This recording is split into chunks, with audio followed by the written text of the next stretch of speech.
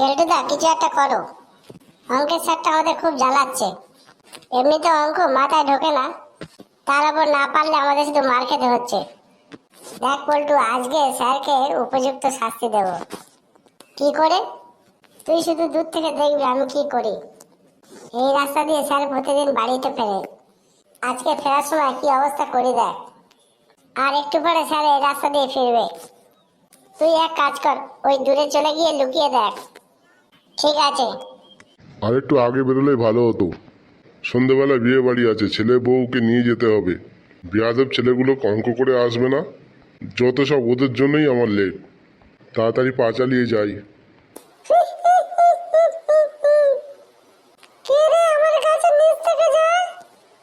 কে কে কে কে কে কে কে কে এখানে?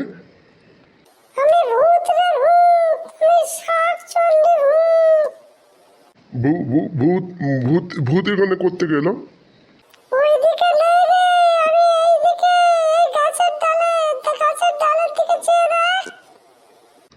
ওরে ওরে বাপরে বাপ, বাপরে বাপ।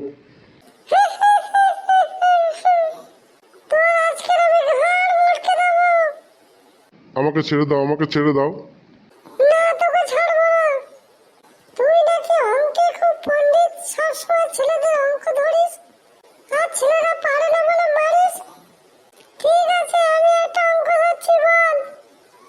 বল, দুটো মামদভূত, দুটো স্কন্দভূত, দুটো শাকচন্ডী একসঙ্গে বসে গল্প করছিল।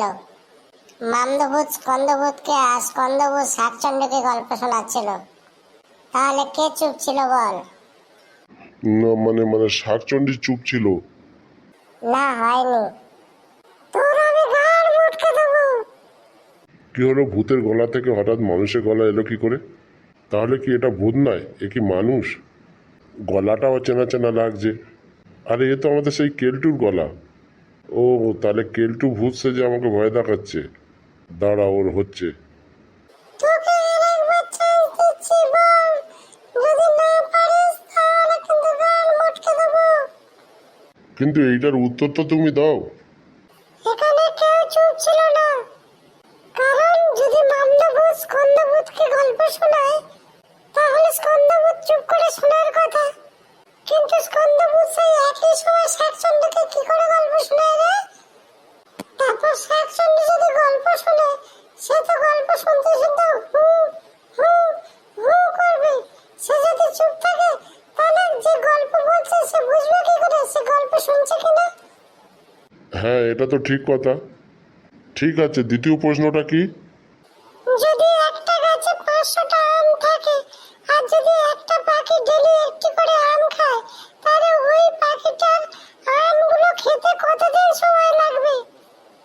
কেন 500 দিন সময় লাগবে? না, ভুল, উত্তর হয়নি। 500টা আমের মধ্যে কতগুলো আম পেকে পড়ে যাবে, আবার কতগুলো আম ঝরে পড়ে যাবে। তাহলে পাখিটা তো পুরো আম খেতে পারবে না, না? ঠিক আছে কেলটু ভূত মশাই, আপনাকে একটা প্রশ্ন করছি, আপনি একটা উত্তর দিন তো। কি হলো, আমাকে কেলটু বললো কেন? তাহলে কি স্যার আমাকে চিনে গেছে? এই মরেছে, এবার তো আমাকে মার খেতে হবে। একটা ডিমের দাম যদি 4 টাকা 25 পয়সা হয়, তাহলে 5টা ডিমের দাম কত? এই, তুই ভূতকে প্রশ্ন করছিস? তোর সাহস তো কম নয়। তোর এক্ষুনি আমি ঘাড় মটকে দেবো। তুই ঘাড় মোটকাবি পরে, তুই আগে নিচে নাম। না বলছি বেয়াদব। এই মরেছে, স্যার তো সত্যি সত্যি আমাকে চিনে ফেলেছে। তুই নামবি না আমি গাছে উঠবো? আমি নামছি স্যার, আমি নামছি স্যার। স্যার আমার ভুল হয়ে গেছে, আর কোনোদিন করবো না স্যার। আমাকে ছেড়ে দিন স্যার, আমাকে ছেড়ে দিন। বেয়াদব ভেবেছিস স্যার তোকে ধরতে পারবে না, ভূত হয়ে আমাকে ভয় দেখাচ্ছিস। কান ধর, কান ধর এক্ষুনি। খা, উঠবোস খা, এক্ষুনি উঠবোস খা 100টা।